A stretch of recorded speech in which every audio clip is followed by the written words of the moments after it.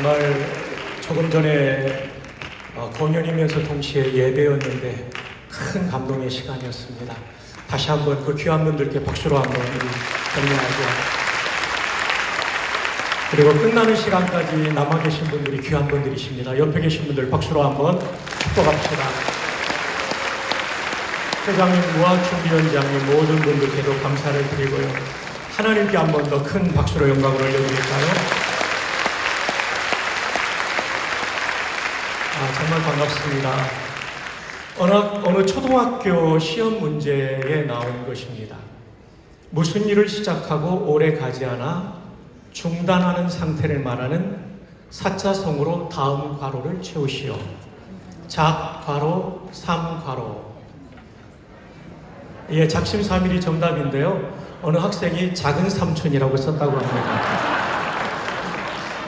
초등학교 선생님이, 담임 선생님이 너무 궁금해가지고 이게 작심삼일이지 왜 작은 삼촌이냐 그랬더니 우리 작은 삼촌이 꼭 그래요. 이 말씀으로 시작하는 이유는 우리가 며칠 동안 정말 좋은 강사님들을 통해서 감동을 받았는데 이게 작심삼일이 아니라 우리의 삶 전체를 바꾸는 그런 전환점이 되기를 바랍니다. 조금 전에 읽어주신 여호수아 1장은 새날이 열리는 장입니다. 출애굽과 광야 시대가 끝나고 이제 드디어 가나안 정복이라고 하는 새로운 시대, 새날이 열리는 시점에 이 말씀이 주어졌어요. 우리가 이 말씀을 통해서 이 수련회 이후에 우리 개개인의 삶에, 우리의 비즈니스에, 우리의 삶 전반에 새날이 열릴 수 있기를 주님의 이름으로 축복합니다. 자, 그럼 새날은 어떻게 열리게 될까요? 오늘 성경을 통해서 우리가 함께 살펴볼 텐데요. 먼저 새날은 죽음 이후에 열렸습니다. 한번 성경을 보시면 여호수아 1장 1절에 여호와의 종 모세가 죽은 후에 하면서 새로운 시대의 서막을 열어가십니다. 1장 2절에 내 종 모세가 죽었으니 이제 너는 이 요단을 건너 약속의 땅으로 나아가라 라고 말씀하시죠. 꼭 누가 죽어야만 새날이 열리는 건가요? 그래서 우리 종교개혁자들은 중요한 말을 했습니다. 오직 성경과 더불어 전체 성경. 라틴어로 옮기면 솔라 그라티아와 토타 그라티아를 말했습니다. 이단은 성경의 한 부분만 강조하다 보니까 전체 성경의 맥락을 놓쳤기 때문에 이단이 되는 거죠. 그러고 보면 새날이 열릴 때 한 인간의 육체적인 죽음만으로 새날이 열린 것이 아닙니다. 여러분 아시는 바울 사도를 보시죠. 그는 철저한 유대주의자였죠. 반기독교도였죠. 근데 부활의 주님을 만난 다음에 그 사람은 가장 강력한 기독교의 변증자가 되었던 거죠. 13권의 성경을 쓰며 수많은 교회를 개척하며 세계 선교의 새 페이지를 열었던 바울 사도. 바울이라고 하는 본래 이름은 사울인데 그 사람의 육신이 죽었기 때문에 새날이 열린 것이 아니라 그 사람 속에 있는 잘못된 가치관이 죽었을 때, 잘못된 신앙이 죽었을 때 하나님께서는 바울이 가지고 있는 모든 재능과 자원을 통하여 기독교의 새날을 열어가는 줄 믿습니다. 우리도 마찬가지죠.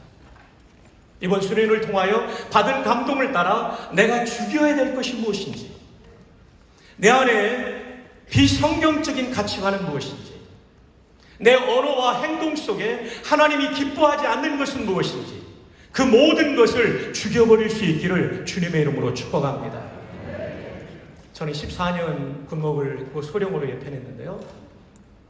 20여 년 전에 제가 전방 25사단 군종 참모를 할 때 중위를 달고 갓 임관한 목사님들과 스님이 왔어요.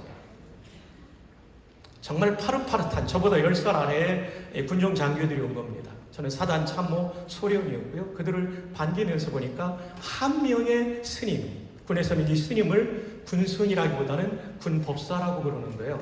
너무 똑똑한 거예요. 나는 이제 얼마 안 있으면 제대하고 오정일 목사님이 있는 난관수 사랑회로 가겠지만 이 사람이 계속 남아있으면 우리 후배들 고생하겠다. 근데 이분이 제대하고 서울대 법대에서 대학원에서 박사학위를 받고 모 단체에서 기독교를 공격하는 일을 했습니다. 사랑의 뒤에 참나의 길을 고소한 것도 이 단체죠. 그리고 더 강력하게 기독교를 공격하기를 원했어요. 왜냐하면 우리 사회의 리더십의 60%가 크리스천, 그것도 프로테스탄트 신앙을 가졌다는 것을 발견한 겁니다. 장군의 60%가 프로테스탄트입니다. 우리처럼. 기업가의 60%가 프로테스탄트입니다. 교수들의 60%, 모든 사회 지도층의 60%가 프로테스탄트 신앙을 가진 사람들이기 때문에 머지않아 영향력이 더 강해질까봐 기독교 공직자들이 전도를 못하게 하는 법안을 만들고 있었어요. 그런데 말이죠, 절에 올라가서 열심히 연구하는데 머리가 깨질 듯이 아픈 거예요. 참고 견디고 계속하려고 하는데 안 되는 거예요. 할 수 없이 집에 들어왔습니다. 집에 돌아와서 그는 텔레비전을 소파에 앉아서 켰어요. 이분이 주로 보는 텔레비전이 뭐냐면요, 텔레비전 채널이 뭐냐면 CTS 기독교 방송이에요. 왜냐하면 지피지기면 백전불태라는 말이 있는 것처럼 적을 알고 나를 알면 100번 싸워도 위태롭지 않다. 손자병법에 나오죠. 그래서 기독교를 알고 공격하기 위해서 이분이 기독교 강요도 읽었어요. 조직신학을 쳐도 비학점 이상 나올 정도로 조직신학을 연구했어요. 근데 이게 웬일입니까? 한 목사님이 설교하시는데 그 설교 말씀 속에 주여 우리가 죄인입니다, 우리를 용서하여 주옵소서, 이런 기도를 하는데 속에 화가 나는 거예요. 나는 이제까지 정의롭게 살았는데 뭐 죄인이라고? 너나 잘하세요. 이 순간 혀가 굳어지는 거예요. 온몸에 힘이 빠지면서 앞으로 꼬꾸라지게 되었어요. 성령께서 그를 만나주신 거죠. 머릿속에 주마등처럼 이제까지 살아오면서 저질렀던 모든 죄가 떠오르는 거예요. 자기는 의롭다고 생각했는데 보니까 죄인이라는 것, 칼빈의 total depravity, 전적 타락이 마음속에 깨달아지는 거예요. 그는 울며 회개하고 예수님을 개인의 구주와 주님으로 영접했어요.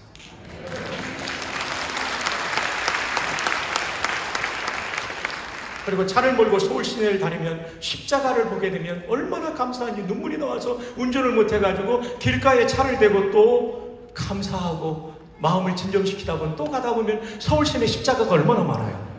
거의 운전이 불가할 정도로 강력한 은혜를 받고 이제 예수님을 제대로 믿기 시작했어요. 근데 문제는 부인이었어요.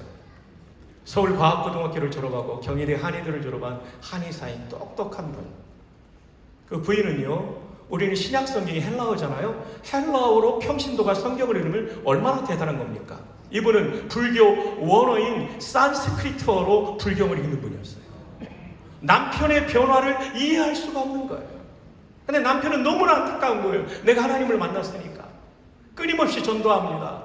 이러지 말라고 당신 왜 그러냐고, 미쳤냐고. 그리고 계속 전도하니까 그 이정훈 교수의 방에 있는 책 기독교 강요를 가르치면서 저기 기독교 강요하지 말라는 책도 있는데 왜 나를 이렇게 강요하냐고. 기독교 강요는 기독교를 강요하지 말라는 게 아니라 기독교에 대한 요약이라는 뜻입니다. 그럼 어떻게 예수를 믿게 되냐고 제가 물어봤더니 교회 한번 나가면 평생 설거지 해주겠다고 그래서 나갔답니다. 그래서 제가 물어봤어요. 지금도 설거지잖아요. 남자들 말 믿을 것 있나요? 그랬어요. 대신 이정훈 교수가 말하기를 식기 세척기는 사줬다고 그러더라고요. 부인은 처음에는 기둥 뒤에 앉았다. 기독교에 대한 너무 거부감이 크니까 안 믿어지니까. 근데 어느 날 하나님의 말씀이 그녀에게도 다가왔죠. 지금 신실한 동역자가 되었고요. 바로 이분이 울산대 법대 교수인 이정훈 교수예요.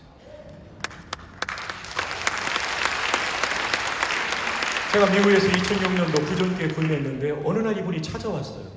저는 그때까지 이분이 개종한 줄 몰랐어요. 아니, 법사님 어떻게 오셨습니까?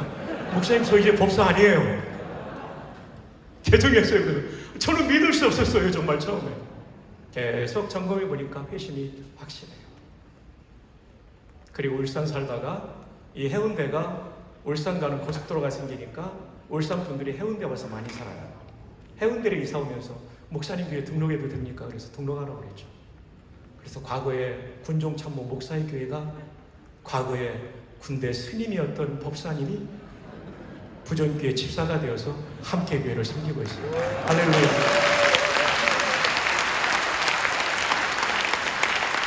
이정훈이라고 하는 똑똑한 불교의 지도자가 몸이 죽었기 때문에 새날이 열린 게 아니에요. 그 사람 마음속에 성령께서 들어가 주시고 그 사람의 잘못된 가치관과 종교관을 바꾸고 유일한 구주는 예수 그리스도밖에 없다는 믿음을 주셨기 때문에 새날이 열린 줄로 믿습니다. 아멘. 여러분에게 축복합니다. 존귀하신 여러분을 축복합니다. 여러분, 이번 집회를 마치면서 여러분의 삶 속에 하나님이 기뻐하지 않는 것을 다 죽이십시오. 하나님께서 새날을 열어주실 줄로 믿습니다. 1993년 1월 말 삼성의 이건희 회장님께서는 지금은 돌아가셨지만 LA 지사를 방문해요. 회의를 마치고 그 LA가 얼마나 넘습니까? 수많은 전제 매장을 다녀봅니다. 삼성전자의 제품이 얼마나 프론트 라인에 있는가? 그러지 않았습니다. 저 구석에 먼지가 수북히 쌓여 있는 거예요. 너무나 아픈 거예요. 한국에서는 1위가 되었지만 세계 시장에서는 꼴찌. 누구도 거들떠 보지 않는 제품을 우리가 만들고 있다는 것에 얼굴이 뜨거워지기 시작했어요. 그 바쁜 계열사 사장단을 20명을 LA로 불렀습니다. 그분의 일성이 이겁니다. 삼성 이대로 가면 망한다. 그래서 93년 6월에 프랑크푸르트에 임원 200명을 수집하고 그 유명한 신경영 전략회의를 갖게 됩니다. 그리고 그들은 신경영 전략을 세우죠. 그때 만든 슬로건이 여러분 아시는 마누라 빼놓고 자식 빼놓고 다 바꿔보자. 93년 6월 프랑크푸르트 선언이 바로 그것이었어요. 이듬해 94년을 맞이하면서 이건희 회장은 기대했습니다.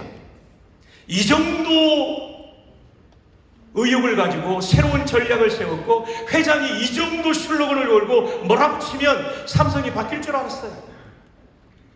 94년 1월부터 기대했습니다. 근데 안타깝게도 94년 연말이 되었을 때 경영 실적을 보니까 형편없는 거예요. 휴대전화의 불량률이 디펙트 제로를 무결점 제품을 만들자고 했는데 11.8%의 불량률이 나온 거예요. 이건희 회장은 대노했습니다. 그리고 1995년 3월 9일 삼성전자 구미공장에 임직원 2,000명을 끌어모읍니다. 그리고 그 유명한 휴대전화 화형식을 거행합니다. 휴대전화 15만 대 150억 원어치를 태워버립니다. 놀라야 될 때 안 놀라면 제가 놀라게 됩니다. 150억 원을 태웠다는데 그 정도는 할 수 있지. 여러분 이런 표정을 짓고 있으면 제가 당황합니다. 150억 원을 햄머로 부셨어요. 임원들이 불로 태워버렸어요. 그리고 남아있는 잔재까지 불도저로 밀어버렸어요.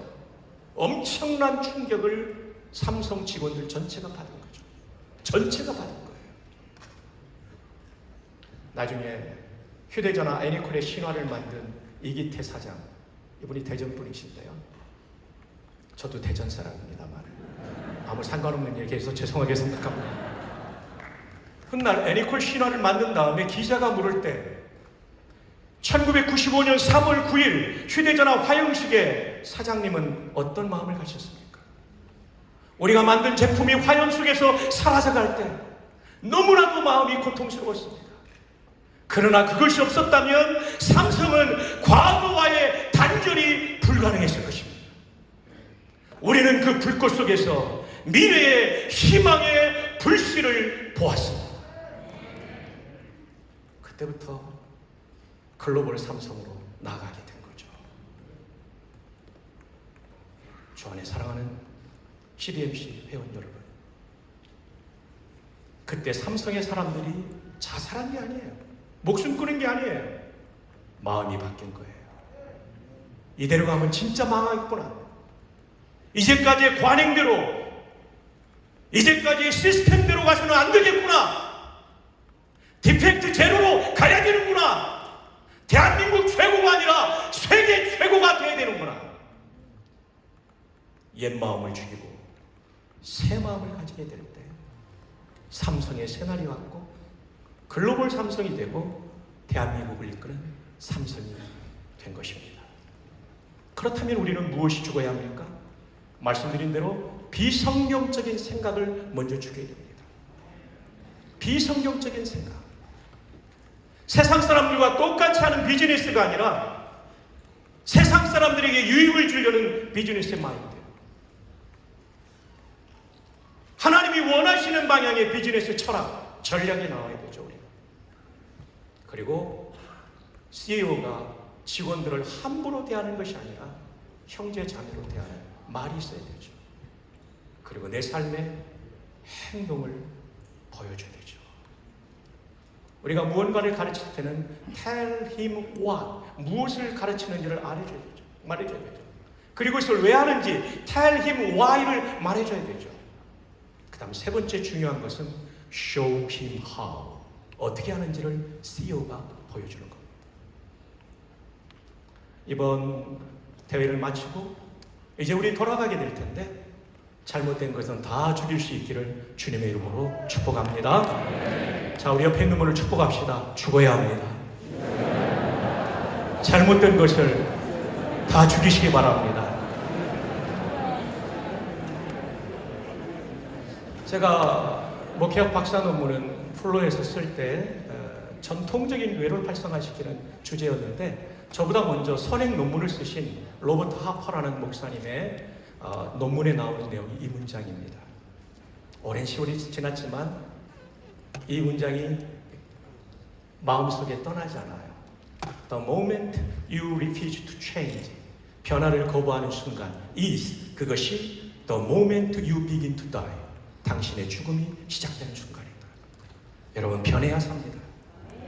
여러분 변했기 때문에 지금 살아계신 겁니다. 어른들께 이렇게 해도 죄송합니다. 여러분들께서 죽었기 때문에 살아난 거예요. 3년이 지나면 우리 몸의 세포가 다 바뀌는 거예요. 다 죽고 새 세포가 된 거예요.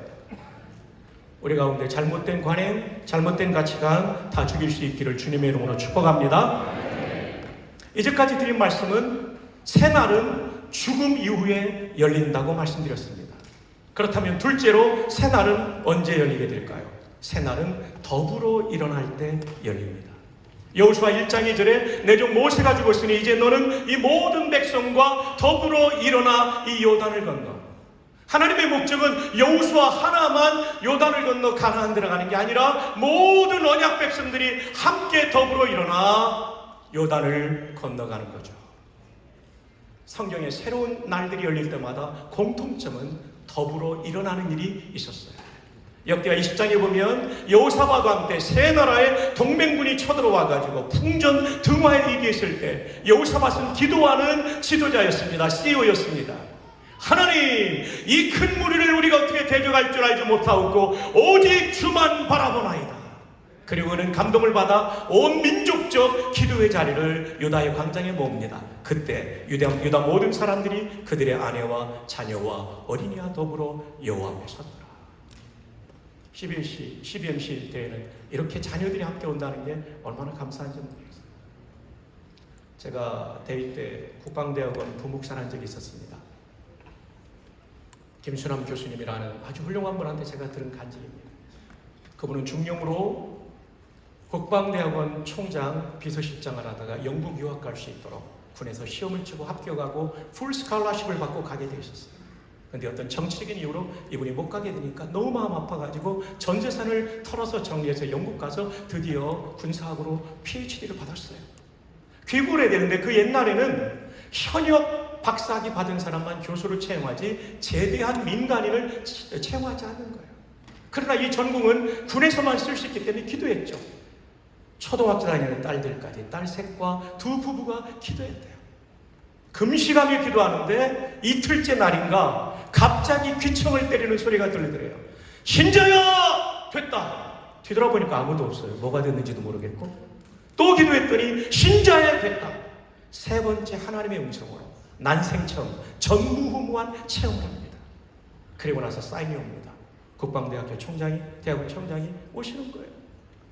김순남 교수가 가서 총장님을 만나고 학위기를 드리며 간곡히 부탁했어요. 이게 전례가 없는 일인데 한번 해보자. 그리고 또 금식기 됐는데 채용이 됐는데 말이죠. 예편하니까 동기생보다 10년인가 더 근무하게 되었고, 딸들은 오랜 기간 머물렀기 때문에 거기서 캠브리지, 옥스퍼드를 나온 인재들이 되었다. 그분이 얘기합니다.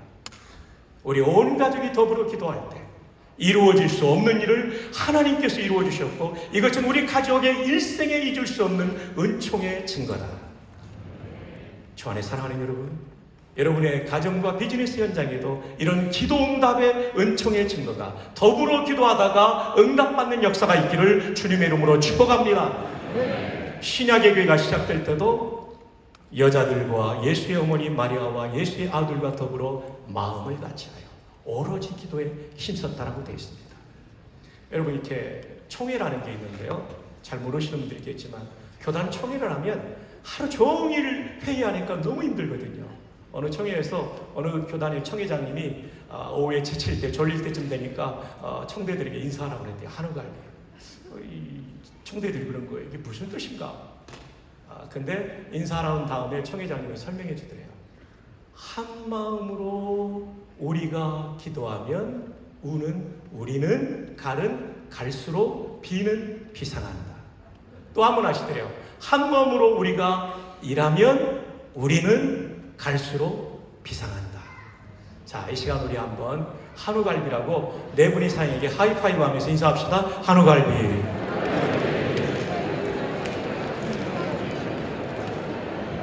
한 마음으로 우리가 기도하고 일하는 게 중요해요. 그럼 갈수록 비상이 되는 거예요.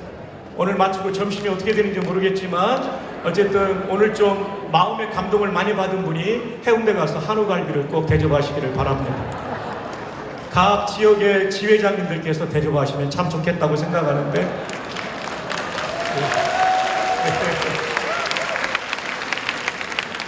한우갈비 한 마음이 중요해요. 그리고 한 마음으로 기도하고 한 마음으로 일하면 갈수록 비상하게 돼 있어요.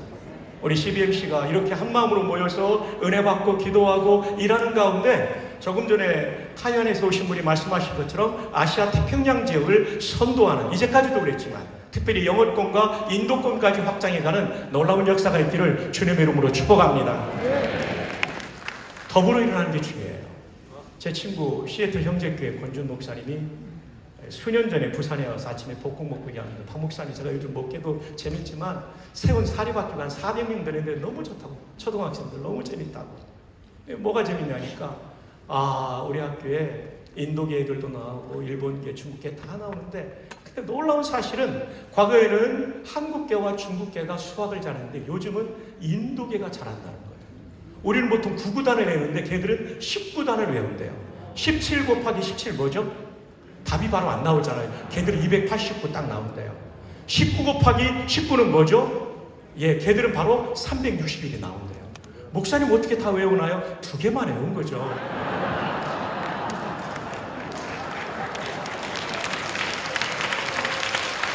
그래서 너무나 신기해가지고 권준 목사님께서 선생님들한테 연구를 시켰대요. 왜 이렇게 애들이 19단까지 외우는 애들이 됐고, 스펠링 비, 그 스펠링을 외우는 테스트를 하면 제일 성적이 좋은 이유가 뭐냐? 한 가지가 있대요. 아이 하나에 온 집안이 달라붙는데요. 저도 미국 목회할 때 학교에서 굉장히 자주 부르거든요. 저 아니면 아내가 가요. 바쁘니까. 근데 거기는 엄마, 아빠, 할아버지, 할머니, 이모, 고모, 외삼촌, 누나 이렇게 다 오는 거예요. 아이 하나에 10명이 온다면 평균. 집안 전체가 이 아이를 키우는 거죠. 더불어의 위력입니다. 우리의 사업의 현장에도, CBMC 현장에도 더불어 일어나는 역사가 있기를 주님의 이름으로 축복합니다. 자, 이제까지 세 날은 첫 번째, 죽음 이후에 죽어야 돼요. 비성경적인 거 다 죽여야 돼요. 하나님 기뻐하지 않는 거. 두 번째, 더불어 일어나는 팀워크가 필요해요. 마지막 세 번째는 무엇일까요? 새 날은 우리 발로 밟아야 돼요. 발로 밟으라고 말해요. 너희들이 가만히 있으면 언약의 땅을 주겠다고 말하지 않았어요. 발로 밟으라. 여러분, 발로 밟는다는 것이 여리고 성처럼 그야말로 밟기만 해도 무너지는 성이 있는가 하면 아이 성처럼 치열한 전투를 해야 되고, 헤브론 성처럼 안악자선, 안악이라는 히브리 말은 목이 길다, 롱넥트입니다. 목이 길면 팔다리 길고 키가 크다는 거인족을 가리키는 말이에요. 어마어마한 거인족이 기다리고 있는 헤브론 전투, 이거 쉬운 거 아니잖아요. 북방왕 하솔 같은 경우는 철병과, 지금으로 말하면 신형 탱크, 전차가 있는 부대예요. 유목민 같은 그들이 어떻게 이길 수 있겠어요? 근데 믿음으로 그것을 향하여 진격해 가는 거죠. 오늘 기도해 주신 명예회장님처럼 진격해 가는 거예요. 오늘 우리는 새로운 땅을 향하여, 뉴 프론티어를 향해 진격해 가는 믿음의 용기가 있기를 주님의 이름으로 축복합니다.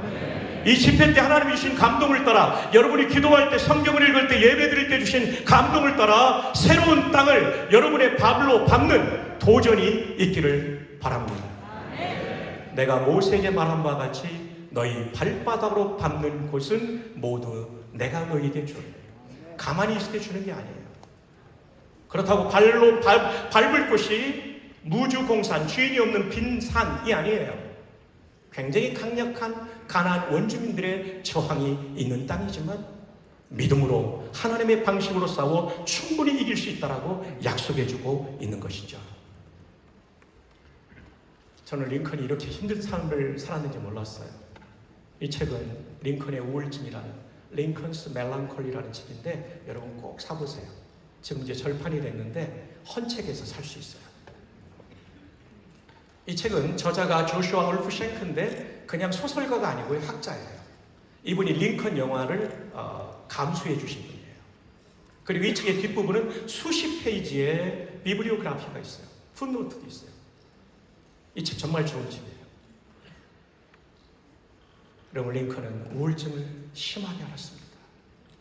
도대체 그렇게 심각한 우울증을 앓았던 인물이 남북전쟁을 어떻게 이끄는 총사령관이 되었고 대통령이었고, 누구도 하지 못했던 노예 해방의 위대한 민주주의의 꽃을 피울 수 있었을까요? 그가 우울증을 이겼기 때문에. 그의 우울증 얘기를 좀 더 들려드리면, 그는 어릴 때 남동생이 죽습니다. 어머니께서 35이라는 젊은 나이에 세상을 떠납니다. 그를 사랑해줬던 누나도 결혼했다가 아이를 가졌는데 유산이 되면서 후유증으로 죽습니다. 그의 첫사랑의 여인이 앤 루트리지라는 여인인데 이 여인도 죽습니다. 결혼하고 아들 에드워드가 죽습니다. 대통령이 된 다음에 아들 윌리엄이 죽습니다. 그는 기본적으로 우울증을 가지고 있는 데다가 가까운 사람들의 죽음을 통해 그는 너무나 깊은 우울증을 앓고 있었죠. 그의 전기집에 보면 죽고 싶다는 말이 197회가 나와요. 죄송합니다. 불안하다는 말이 197회가 나와요. 그리고 죽고 싶다는 얘기를 자주 합니다. 그는 가난했기 때문에 변호사 사무실을 동업으로 열었는데 동료 변호사인 스튜어트의 글에 따르면 대책 없는 우울증 환자 에이브라는 말이 나올 만큼 그의 우울증은 심했습니다. 그런데 어떻게 우리가 아는 위대한 미국의 16대 대통령이 될 수 있었을까요? 이 책에 그 정답이 나와요. 먼저 이 12쪽에 보면 링컨은 우울증이 다가올 때 공포를 느꼈대요. fear. 그렇죠. 우울증을 경험한 사람들은 다 아실 거예요. 여성들 아실 거예요. 넌 쓸모없는 인간이야. 너 죽어버려. 이런 공포심이 계속 밀려오는 거죠. 보통은 거기에 져가지고 자리에서 일어나지 않고 침대에서 하루 종일을 보내는 사람, 인생을 포기하고 사는 사람들이, 우울증에 빠진 사람들이 얼마나 많습니까? 근데 링컨은 그러지 않았어요. 교전을 벌이죠. 엔게이지먼트가 약혼, 약속이라는 뜻도 있지만 군사용어로는 전투를 벌이는 교전을 의미하는 거죠. 이 공포와 맞서 싸운 거예요. 어떻게 싸웠는지는 잠시 후에 말씀드립니다. 그리고 마침내 그는 그 공포를 초월하는 트랜센던스를 통해서 우리가 기억하는 위대한 링컨이 될 수 있었던 거죠. 그렇다면 그는 어떻게 교전을 벌였을까요? 이 책의 326쪽에 보면 이런 내용이 나옵니다. 링컨은 우울증에도 불구하고 내 인생, 험한 바다에서 항해하는 내 인생이라는 배의 선장은 내가 아니라 하나님이시다. 내가 책임지는 것이 아니라 하나님이 내 인생이라고 하는 배를 책임지고 계십니다. 하나님 절대 주권의 신앙이죠. 여러분, 여러분이 다 책임지려고 하면 얼마나 힘들어요. 여러분의 인생의 선장은 하나님이십니다. 하나님이 책임지십니다. 하나님을 신뢰하십시오. 하나님을 믿으십시오. 그리고 더 나아가 329쪽에 보면 어떻게 우울증과 맞서 싸우는지가 나옵니다. 이런 문장이 나와요. 게티스버그 전투가 한창일 때 나는 불안한 가운데 하나님께 기도했다. 그때 내 영혼 속에는 달콤한 위로가 밀려 들어왔다. 기도입니다. 게티스버그 전투는 남북전쟁의 분수령이 되는 전투예요. 안타깝게도 그 직전 전투가 찬실러빌 전투인데 링컨의 군대인 북군은 더 많은 병력을 가지고 남군에게 패합니다. 로버트 리라는 훌륭한 지장이 바이패스 전법을 통해서 우회기동을 통해서 후미를 공격함으로 그들은 괴멸됐죠. 직전 전투에서 패배했기 때문에 게티스버그 전투에서 패배하면 이제 끝장나 버리는 거예요. 우울증 환자가 그 무거운 두려움을 안고 하나님께 기도했더니 내 영혼성에 달콤한 위로가 밀려 들어왔다. 사랑하는 여러분, 여러분의 삶 속에 기도가 회복되기 바랍니다. 두려움을 이길 겁니다. 그 다음에 또 하나 마지막으로는 392쪽에 또 나오는데요. 남북전쟁의 게티스버그 전투 상황인 것 같아요. 매우 무거운 발걸음으로 어두운 얼굴로 영부인 방에 들어왔어요. 그때 비서관 이름이 엘리자베스 캐클인데 얼굴을 보니까 너무나 어두운 얼굴이었어요. 어린아이처럼 털썩 소파에 앉더니 두 손으로 얼굴을 감싸고 있었어요. 그리고 잠시 후에 그는 손을 길게 뻗어 긴 팔을 통해 작은 탁자에 있는 성경을 집어들었어요. 15분 후쯤 지났을까 캐클리가 청소하다가 대통령의 얼굴을 바라보니까 너무나 환하게 바뀌어 있는 거예요.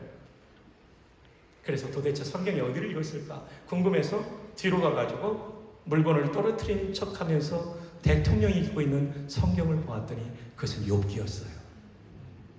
고난을 이긴 욥의 이야기를 읽으면서 링컨은 그 우울증과 그 무거운 책무감 이길 수 있었던 거죠. 아시나요? 성경의 위력을, 아시나요? 기도의 위력을. 전기하신 CBMC 회원 여러분, 내년 대회가 모일 때까지 이 위력을 경험하고 승리하고 만날 수 있기를 바랍니다.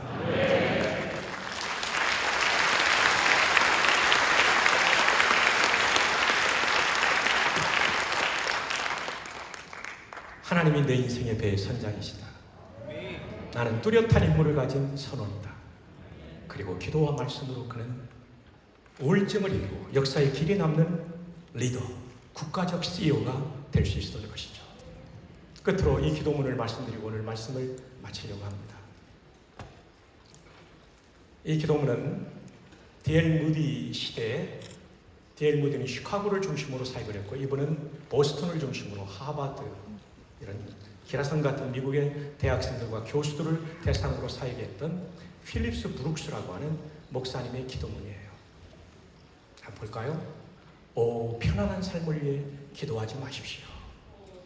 보다 강한 사람이 되기 위해 기도하십시오. 당신의 능력에 맞는 일만 구하지 마십시오. 당신에게 주어진 임무를 감당할 능력을 구하십시오. 그러면 당신의 일이 기적이 되는 것이 아니라 당신 자신이 기적이 되는 것입니다. 날마다 당신은 자신을 보고 깜짝 놀랄 것이며 하나님의 은혜로 말미암아 당신에게 다가온 삶의 풍요로 인해 놀랄 것입니다. 영어로 이렇게 되어 있습니다. Effective prayer. Oh, do not pray for easy lives. 오, 제발 편안한 삶을 위해 기도하지 마십시오. Pray to be stronger man. 보다 강한 사람이 되기를 위해서 기도하십시오. Oh, do not pray for tasks equal to your powers. 당신의 능력에 맞는 임무만 구하지 마십시오. Pray for powers equal to your tasks. 당신에게 주어진 임무를 감당할, 상응할 능력을 달라고 기도하십시오. 네, 그렇게 되면 The doing of your work shall be no miracle. 당신의 일이 기적이 되는 것이 아닙니다. But 오히려 you shall be a miracle. 당신 자신이 기적이 될 것입니다. 할렐루야. 여러분의 일이 기적이 아니라 여러분이 기적이 되기를 바랍니다. Every day, 날마다 You shall wonder. 당신 깜짝 놀라게 될 것입니다. 누구 때문에? At yourself. 당신 자신 때문에. 또 하나의 전치사 구문이 이어지죠. At life of richness. 삶의 풍요 때문에 깜짝 놀랄 것이라는 거죠.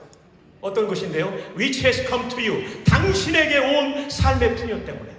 누구로 말미암습니까? By the grace of God. 하나님의 은혜로 말미암아 당신의 삶에 온 놀라운 풍요 때문에 원더 깜짝 놀라게 될 것입니다.